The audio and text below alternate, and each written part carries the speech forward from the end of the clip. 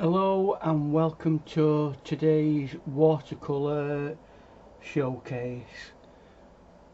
As you can see from our reference image, it's some kind of deer, and it looks as though it's reaching up to get some nice leaves to chew on from a tree or something, and it's in a field of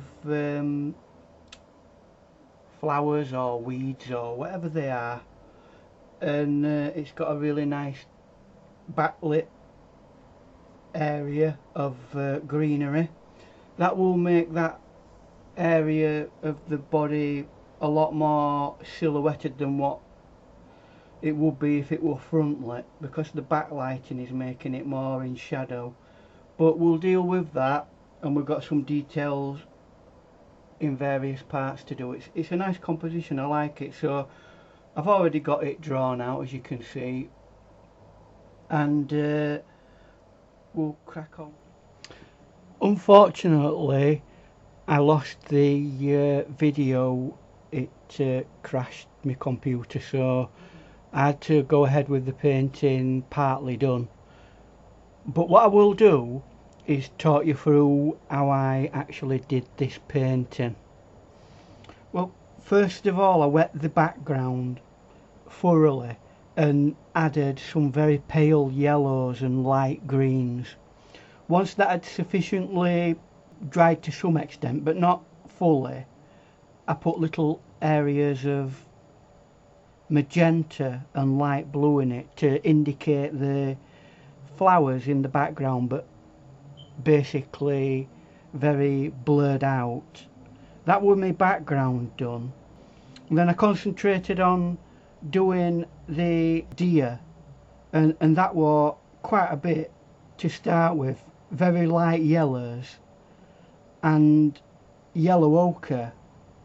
Once I've got a sufficient amount of that on and let it dry, I started working in smaller areas such as that, with darker, more intense pigment of colour.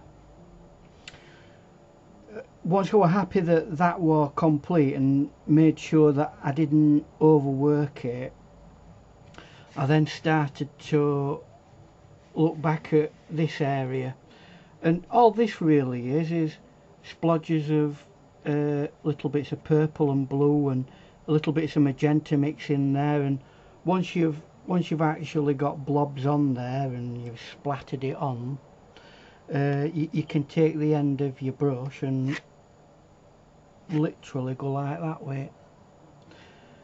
So that was a bit of foreground detail, even though it's not very defined. The final bits that I had to do were this leafage up here, which is just several bits of like sap green and mixtures of yellowy greens in there, and just let that mix a lot, so that it looks as though it's got something that it's looking up at.